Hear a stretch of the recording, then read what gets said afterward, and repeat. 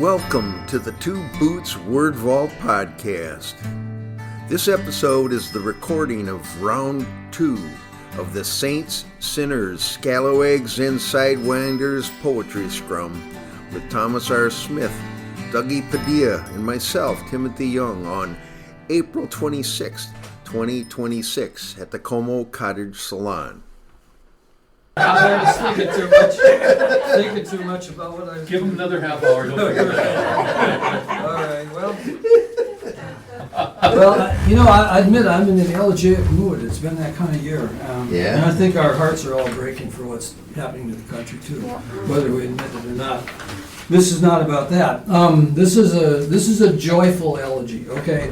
This is not like the last one that I read.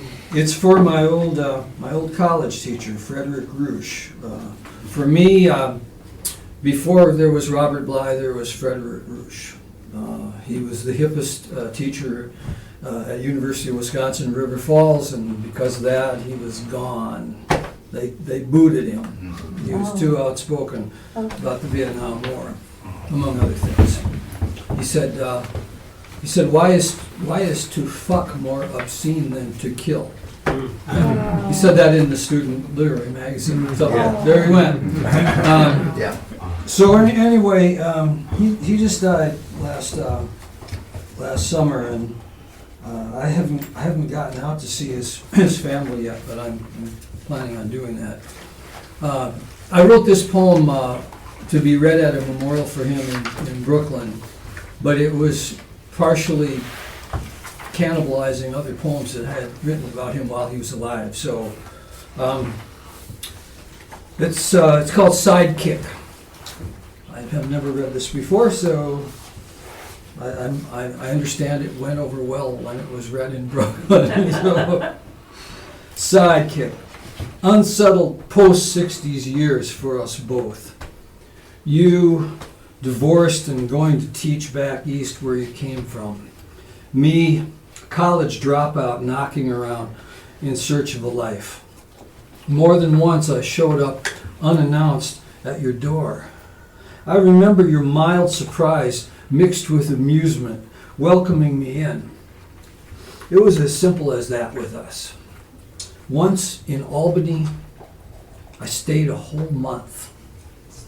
Just showed up, put up with me a whole month. Studious house guest, reading your books, drinking your jug wine. Maybe I was clueless, but I never felt the friction of overstaying. Maybe it was because I admired you and never let you stop being my professor.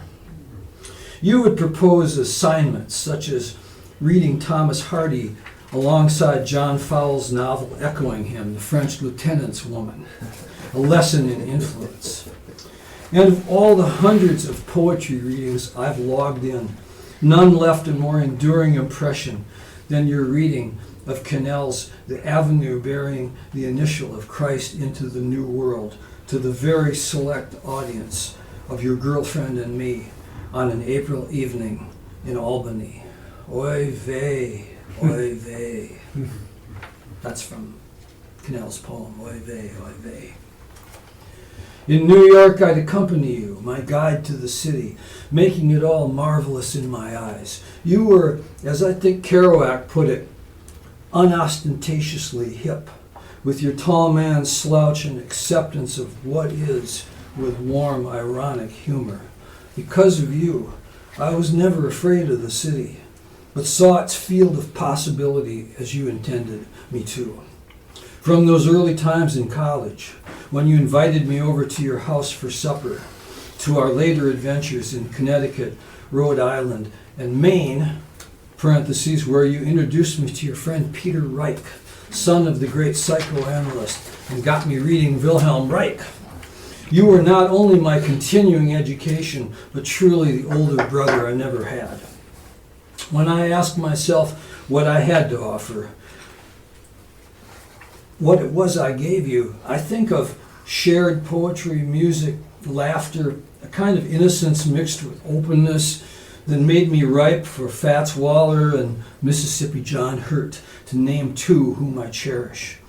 For a charmed moment that lasted years, we ate up the miles together, at loose ends in the madness, letting the oppression roll off our backs, laughing to leave it in our dust for the next scene.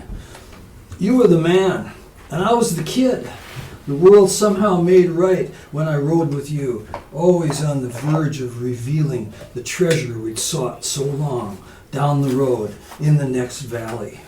I was totally happy tagging along with you through all those travels and times, safe in some fundamental sense, given the space I needed to become myself in that slow, mysterious way of my cocoon 20s.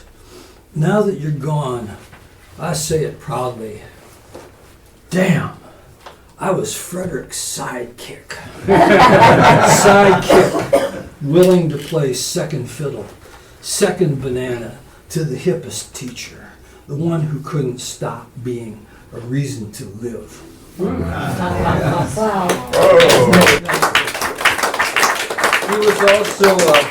He was also an authority on the early 20th century African American writer Jean Toomer, and he collected a group of Toomer's writings that was published as a Jean Toomer reader. Yeah.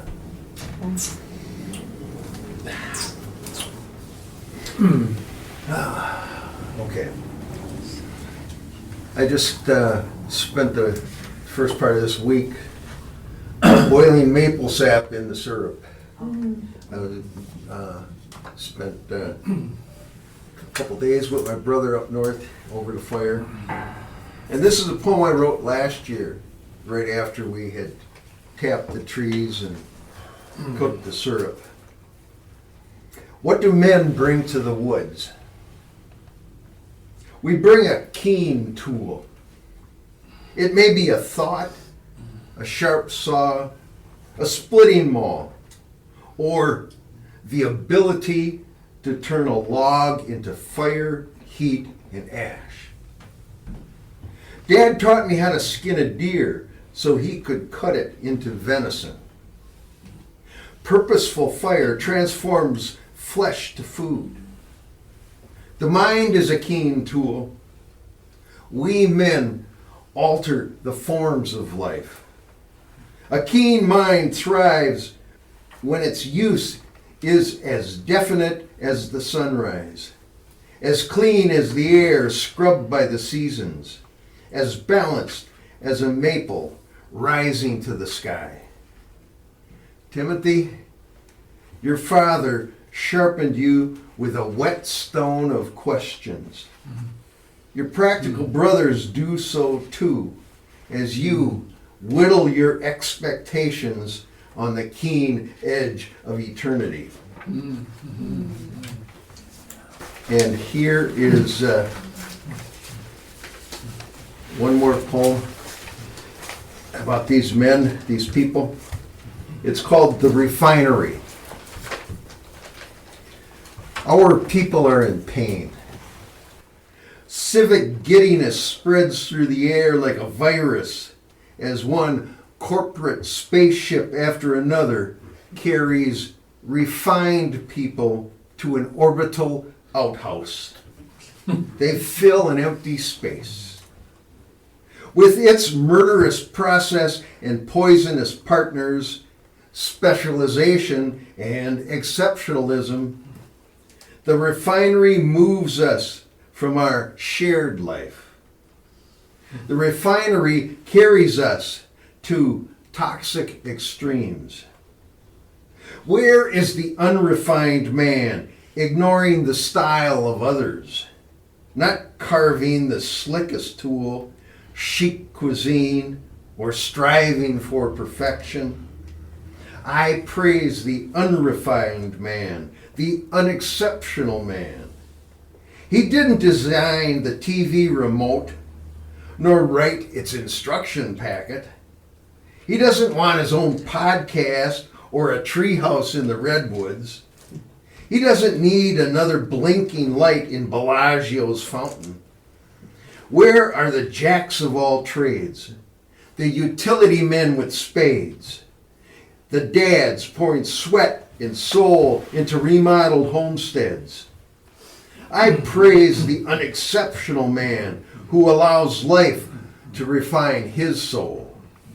Timothy, you praise the man who loves his life even if it's smaller than his neighbor's. He knows when efficiency cracks, joy may emerge fully clad in its flame gold feathers.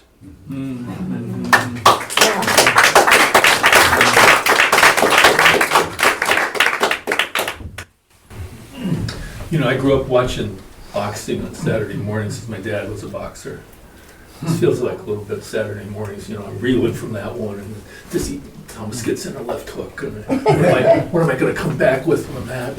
It's not a competition. It's not a fight. Everything's a competition. I grew up playing football. And I played hockey. Not me. Yeah, exactly.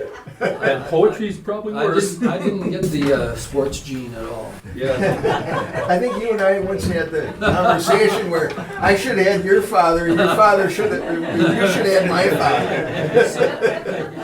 My dad didn't like athletes. I grew up in a bowling alley, though. Did That's you true. did you ever get a report card?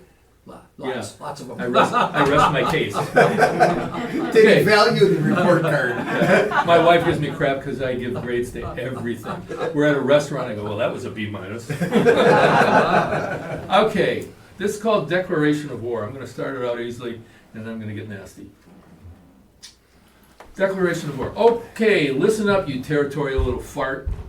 At first I thought we could get along together, cohabitate. But I can see that's gone out the window. What with your continual crapping on my beloved handmade tiled circular patio table. Probably pooping from the branches of the sacred sugar maple in the studio's backyard. Wait, I just looked out the window and realized that said red squirrel, let's call him, and I'm sure it's a him, let's call him Attila. Attila is squatting on my table and depositing his little packages of joy, not bombing from above. Doesn't he know this kind of thing leads to the Ukraine-Russia war, the war between the states, World Wars I and II, the war between Mexico and the United States, the Vietnam War, the conflict in Gaza, and countless other wars? You'd think that he would be a tad more considerate, but that's the way it is with fascists. It's all about me, me, me, my visions, my glory, my nation, my people, everybody else counts for zero, and I am president and I can crap wherever I want on whomever I want. Oh God, what just happened? Wasn't this poem about squirrels at one point?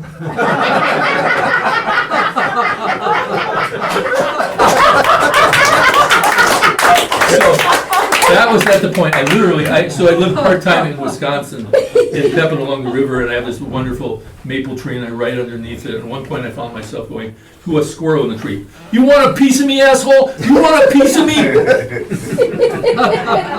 That's the point at which you know you're an old guy. Okay, so I write haiku, and I don't write haiku. You may not know this, but there's a whole wing of fundamentalism in the haiku world. This is the right way, that's the wrong way, you better do it the right way, or we'll turn you into the authorities. But if you read the history of haiku, you discover even Basho, the great master, said, learn the rules and then just ignore them all. And since Japanese is a pictograph language, all that, 575 or whatever it is nonsense, because it's pictograph language. Impossible. And the contemporary Japanese haiku poets ignore even more. So I decided I would not, I have a book back there called Old Dog Snoring on the Couch. And I don't call it haiku. It's more like 3 short lines. So this is a haiku, or not haiku. And I realized after studying haiku, the history of haiku, that the Japanese cheated all the time. And they'd write a long thing at the beginning. And then 3 short lines, which is kind of cheating, don't you think? So this one has a little introduction. Number 261, Gestapo. Just out of hernia surgery. Pain makes it difficult to reach the bathroom, much less the protests. As Minneapolis streets explode in response to ICE beating and kidnapping immigrants and citizens. Sharp pain in my groin. Dull pain in my heart. Ice, Gestapo, running wild. It was hard for me not to go up there. My kids were really happy because I've been in a protest every decade in 7 straight decades, and I got beaten during Vietnam, clubbed and all that stuff, so they were thrilled that I couldn't go. I'll read it once more. Sharp pain in my groin, dull pain in my heart, ice, Gestapo, running wild. And it's extra hard because I'm Mexican American. Okay, one more. This is a poem. I don't know if you guys have this. I know you guys have this happen. Sometimes they come whole. You just write them down, or they come partially whole and you don't do much good. So this was entitled, Heading for the Barber in Sub-Zero Minnesota Cold. Frozen deadly ice on the streets and sidewalks. I don't know about you guys, but I'm always looking out not to fall again this winter. Frozen deadly ice on all the streets and sidewalks. Frozen masked and deadly ice raiding the Mexican restaurants in town, the colleges, cars and homes, thugs gassing and beating nonviolent observers. I stopped for a moment to pray because I can't figure out what else to do. These times have grown difficult for white folks, that is. White folks with any kind of conscience. Times have always been rough for black people, brown people, for native people, for Asians, Jews, Arabs, commies, socialists, and hell, the whole gender diversity world. This is nothing new for them. In this kind of cold, blackbirds freeze solid, fall from the trees and shatter on the ground, but leave no sign behind as testament. In this kind of cold, singing disappears into the naked air, the whole notion of song disappearing again too. Humans now confined to muttering under their breath. And now in this kind of cold, mothers forget where they left their child. Was it next to the dryer in the laundry room? Did they forget their beloved on the coffee table at lunch? And in this kind of cold, we mostly skate backwards, up the creek towards the woods, towards the darkness there, towards a world without the sounds that small birds make. Okay, right now,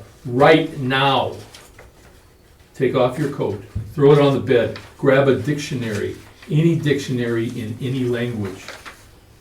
Pick a word, any word in any language, and then sew that magical word to the underside of your belly. Pick a word, any word in any language, and then sew that magical word to the underside of your belly. That word is your boundless future. That word is your burning North Star. That word is the sound you will make come morning. The dream ending, your mother gone again, your father and godson also long gone, the sun just barely on the horizon. But that word will last, and that word is powerful. I'm